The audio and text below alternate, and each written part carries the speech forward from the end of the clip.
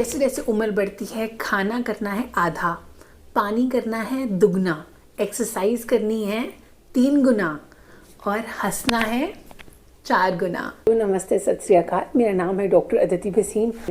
आज बात होने वाली है बचपन आफ्टर 55 के बाद। बोलते हैं कि इंडिया एक यंगेस्ट कंट्री है, सबसे यंग लोग आज इंडिया में ही हैं।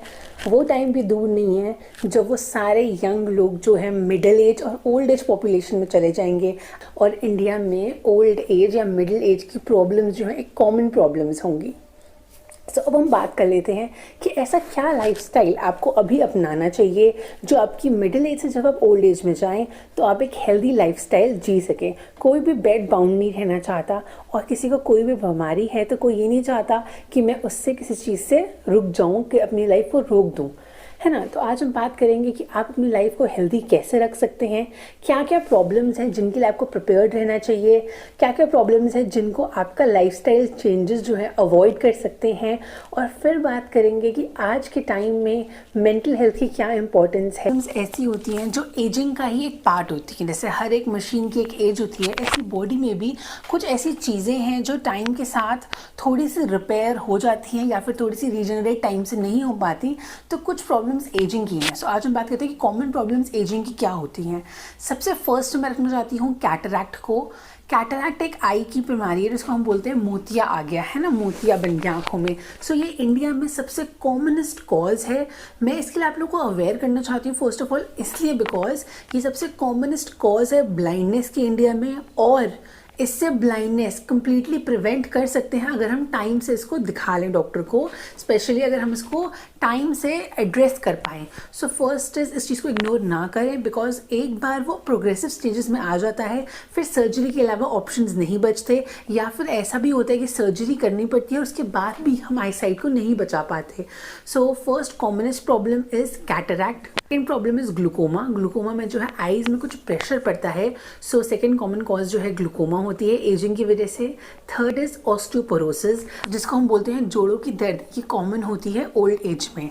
और चौथी चीज़ जो सबसे कॉमन मैं देख रही हूँ आजकल वो है डेफनेस या फिर नर्व्स की प्रॉब्लम, जिसकी वजह से डेफनेस होती है। सो डेफनेस के बहुत सारे कारण हो सकते हैं, बट कभी कभी क्या होता है कि हमारे कोक्लिया के जो हेयर सेल्स होते हैं उनकी मतलब वो कम हो जाते हैं, जिसकी वजह से डेफनेस आती है। So neural deafness, sensor neural deafness is another common cause जो एजिंग की वजह से हमें सुनने में तकलीफ आने लगती है।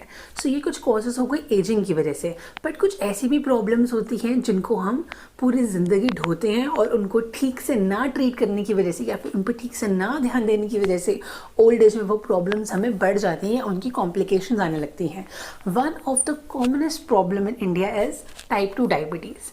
टाइप 2 डायबिटीज़ क्यों बोल रही हूँ सबसे कॉमनेस्ट है? फर्स्ट क्योंकि हमारा एक लाइफस्टाइल डिसऑर्डर है, इसको कम्प्लीटली प्रिवेंट कर सकते हैं। जैसे आपको दिखेगा आपको शुगर लेवल बढ़ रहा है, सो मैंने एक वीडियो बनाया है प्री डायबिटीज़ पे, इसको यहाँ पे लिंक कर देती हूँ, वो वीडियो आप ज़रूर देखें। Then you have to make necessary changes which are important ताकि आपको डायबिटीज़ हो ही ना। और जिन लोगों को है वो लोग क्या करते हैं, बाय द ईयर्स हम थोड़े लीनियंट हो जाते हैं और उसको फिर ज़्यादा प्रॉपर एक्शन नहीं लेते, जिसकी वजह से बाद में हमारे पैर में सेंसेशन होनी बंद हो जाती है, हमारी आईसाइट डायबिटीज़ की वजह से इफेक्ट हो जाती है, हमारी नर्वस सेंसेशंस इफेक्ट हो जाती हैं।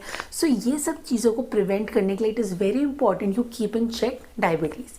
Same is with blood pressure. एनीपैथी, आप किसी भी पैथी की दवाइयाँ खा रही हैं बट बहुत ज़्यादा कॉन्टीन्यूस अब ब्लड प्रेशर की मेडिसिन खा रहे हैं, आप उसको प्रॉपर मॉनिटर नहीं कर रहे, जिस भी पैथी की खा रहे हैं आप उनके डॉक्टर से प्रॉपर सलाह नहीं ले रहे कि हाँ इससे कम कैसे करें, इससे ज़्यादा कैसे करें, तो हो सकता है कि आप गलत दवाई बहुत टाइम तक खाते रहें। So blood pressure is another very common and you have to regulate it. Another is metabolic disorders.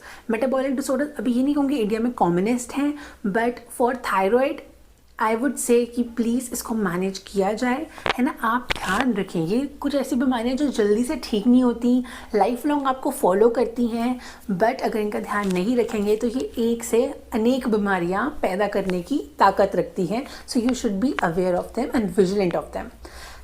Next I want to take fracture of femur. अब क्या होता है हमारी हड्डियाँ जो है ओल्ड एज में थोड़ी कमज़ोर हो जाती हैं, सो थोड़ी सी इंजरी से भी fracture of femur in old as becomes very common. Next is arthritis, चाहे वो रूमेटॉइड अर्थराइटिस हो, चाहे वो इन्फ्लेमेटरी इन्फेक्टिव अर्थराइटिस हो। अर्थराइटिस की प्रॉब्लम भी अगेन बहुत ही कॉमन होती है। कार्डियोवैस्कुलर डिजीज़, हार्ट की बीमारियां बहुत ज़्यादा प्रॉब्लम क्रिएट करती हैं, because if you see the analysis तो commonest cause of death in old age is due to cardiovascular problems. तो सबसे कॉमनेस्ट कारण जो डेथ का होता है ओल्ड एज में वो हार्ट की बीमारी से ही होता है। हार्ट की बीमारी आने से पहले ज़रूर आपके कोलेस्ट्रॉल की रिपोर्ट आपको इंडिकेट करती है, आपकी लिपिड या लिवर की प्रोफाइल जो है आपको इंडिकेट करती है कि गड़बड़ हो रही है। कोलेस्ट्रॉल पे मैंने एक और वीडियो ऑलरेडी बना रखी है कि आप अपनी कोलेस्ट्रॉल की रिपोर्ट थोड़ा बहुत खुद से कैसे समझ सकते हैं। So make sure you check on this video after watching this one. So ये चीज़ें हैं जिनमें आपको अपना ध्यान खुद ही रखना है कि यार कुछ ज़्यादा तो नहीं हो रहा, कुछ कम तो नहीं हो रहा। अब लास्ट में मैं बात करना चाहती हूँ कुछ मेंटल डिजीज़ के बारे में। क्या होता है ना, बाय द टाइम आप देखेंगे कि आपके जो पेरेंट्स होते हैं कभी कभी सडन डिमाइस हो जाती है तो वो एक सपोर्ट चला जाता है। देन जैसे सबकी ओल्ड एज प्रोग्रेस करती है वैसे ही हम देखते हैं कि हमारे फ्रेंड्स जो हैं वो जा रहे हैं या वो अब उतना बात नहीं कर पा रहे हैं, उनको फॉरगेटफुलनेस या मेमोरी लॉस ऐसी प्रॉब्लम्स है तो वो आपसे डिस्कनेक्ट हो जाते हैं। सो ऐसे में बहुत बार क्या होता है, हम अपने आप को अकेला महसूस करते हैं, है ना। हमें ज़्यादा सोशल जो लोग होते हैं हमारे आसपास के वो चले जाते हैं, जिससे सोशली हम अपने आप को मैल एडजस्ट करते हैं, प्रॉपरली उस सोशल सर्कमस्टेंस में हम एडजस्ट नहीं कर पाते। और एक होता है ना कि बंदा बीमारी से फिर भी लड़ सकता है। हम कहते हैं ना मन के हारे हार है, मन के जीते जीत। पर जो इंसान मन से परेशान हो जाता है, मन से खुद को अकेला या डिप्रेस महसूस करता है, उनके लिए उम्र से होने वाली इन समस्याओं से लड़ना, इनकी दवाइयाँ लेना बहुत ही मुश्किल हो जाता है। और कभी कभी हम वो करना भी नहीं चाहते, वो लड़ाई लड़ना भी नहीं चाहते अपने आप को अलाइव रखने के लिए। बहुत इंपॉर्टेंट है कि आप खुद को ज़िंदा दिल रखें। जैसे कि मैंने बोला कि आप अपनी लाइफ में एक नया पैशन ढूंढिए। After your retirement find a new passion. अगर आपने पेंटिंग छोड़ दी है, स्केचिंग छोड़ दी है, साइकिलिंग छोड़ दी है, म्यूज़िक करना चाहते हैं, डांस में कुछ नया लर्न कीजिए। सो आई वॉन्ट यू एवरीवन जो भी रिटायर हो गए हैं अपनी लाइफ में एक नया पैशन ढूंढिए, एक नया स्पार्क ढूंढिए, learn something new, practice something new. तो उससे आपको एक सेंस ऑफ आइडेंटिटी मिलेगी, उससे आपको लगेगा कि हाँ जीवन में कमाने के अलावा भी कुछ और है सीखने के लिए। सो एटीट्यूड एक ऐसी चीज़ है जो ओल्ड एज के प्रति आपका पूरा एक्सपीरियंस बदल सकती है। ये भी हो सकता है कि आपका एटीट्यूड ऐसा हो कि आपको लाइफलेस लगे, यू नो, वो लाइफ जो रिटायरमेंट के बाद होती है, और आप ही का एटीट्यूड है जिससे आप उसको एक नई लाइफ बना सकते हैं। Life with less responsibilities, life with responsibilities में सिर्फ आपको आप ही की जिम्मेदारी उठानी है। इसी के साथ मैं इम्पोर्टेंस देना चाहती हूँ फाइनेंशियल फ्रीडम को। So in today's world I really want you all to have this financial freedom when you are at this age. तो उसके लिए गवर्नमेंट ने बहुत सारी स्कीम्स लॉन्च करी हैं। इसके अलावा भी बहुत सारी चीज़ें लोग करते हैं, बट उन कुछ स्कीम्स को मैं एक बार इस वीडियो के एंड में लिस्ट कर दूंगी। सो मेक श्योर कि आप अपनी फाइनेंशियल फ्रीडम इस लाइफ स्पैन में ज़रूर फिट इन कर सकें। अब बात कर लेते हैं हम कर क्या सकते हैं। मैंने वैसे काफ़ी कुछ इंक्लूड कर दिया है, but first cheese is prevention. Prevention में देखिए, जो मेट्रोपॉलिटन सिटीज़ में रहते हैं ऐसे में आप पोल्यूशन को प्रिवेंट नहीं कर सकते, है ना। जो एडल्ट्रेशन ऑफ फूड है उसको आप पूरा अवॉइड नहीं कर सकते, बट देखिए जो नुकसान हो रहा है अबाउट लाइफस्टाइल वो उसको तो हम कुछ नहीं कर सकते। पर हमारे हाथ में क्या है, कोई भी ऐसी हैबिट जो हमें हार्म करे, अल्कोहल, स्मोकिंग, टबैको, ये सब हमें हार्म करती है। सो इसको अवॉइड करने की कोशिश करें। The next thing I would like to do is, एक मंत्र आप याद रखें, जैसे जैसे उम्र बढ़ती है खाना करना है आधा, पानी करना है दुगना, एक्सरसाइज करनी है 3 गुना और हंसना है 4 गुना। खाना करना है आधा, एक्सरसाइज करनी है 3 गुना, पानी पीना है 2 गुना और हंसना है 4 गुना। सो अगर आप ये मंत्र याद रखेंगे तो लाइफ कहीं नहीं गई है, it is still there and you can be full of life. जैसे आप 20s में थे वैसे ही आप 60s में, 80s में भी रह सकते हैं। सो फर्स्ट मैंने बता दिया कि इसमें बहुत कुछ कवर होता है। खाना आधा, जितना आप खा सकते हैं जिससे कॉन्स्टिपेशन और गैस की प्रॉब्लम्स ना हो उस टाइप का पेस्टी खाना खाएं, है ना। पानी को ज़्यादा से ज़्यादा पिएं। एक्सरसाइज, जितनी आप मोबिलिटी करेंगे जॉइंट्स की उतनी ही जो स्टिफनेस होती है जॉइंट्स में वो बेटर होगी, उतना ही लोकोमोशन, चलना फिरना आपका आसान रहेगा। सो थोड़ी बहुत एक्सरसाइज जिसमें पेन ना हो आपको, वो मोबिलिटी के लिए ज़रूर करें। और fourth is laughter. Your mental balance is very very important to lead a more healthy and successful life.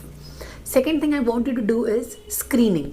हर एक साल में आपको ऐसे अपने डॉक्टर से मिलकर अपना एक रेगुलर चेकअप कराना है। अपनी कोई भी बीमारी है उसको प्रॉपरली मैनेज करना है। आज के सिस्टम में ऐसा कुछ नहीं है जिसका इलाज ना हो सके, बस आपको ये ध्यान रखना है कि आप टाइम टू टाइम उसका ट्रीटमेंट लेते रहे। Treatment and medicine is a part of life. ऐसा नहीं कि आपकी पूरी लाइफ उस पर डिपेंडेंट है, वो एक छोटा सा पार्ट है पर वो एक इम्पॉर्टेंट पार्ट है।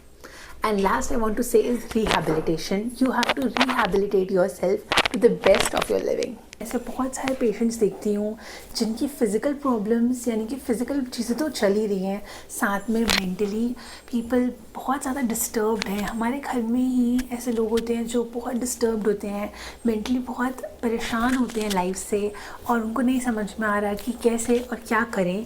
सो I think a right kind of mindset and a right kind of spirit is all that you need to lead it to the best of your possibilities. तो एक स्पिरिट होनी चाहिए और एक माइंडसेट होना चाहिए कि ये हमें फेस करना है और हम इसे ऐसे फेस करेंगे। सो ये ऐसे एटीट्यूड है जो आपको हर चीज़ से फाइट करने में हेल्प करेगा। कुछ रीज़न से ये टॉपिक मेरे दिल के बहुत ही करीब था, इसलिए मैंने सोचा है कि इस टॉपिक को एड्रेस किया जाए। मैंने बहुत कोशिश की है हर एस्पेक्ट को कवर करने की और आपको हर चीज़ के बारे में अवेयर करने की। अगर आपको मेरा ये एफर्ट अच्छा लगा है तो आप प्लीज़ हमारे चैनल को कंसिडर करें सब्सक्राइब करने के लिए। And for more videos which are related to health and related to homeopathy मैं आपसे ज़रूर शेयर करती रहूँगी। So make sure you subscribe us and be a part of our YouTube family. Thank you very much for watching this video. Namaskar.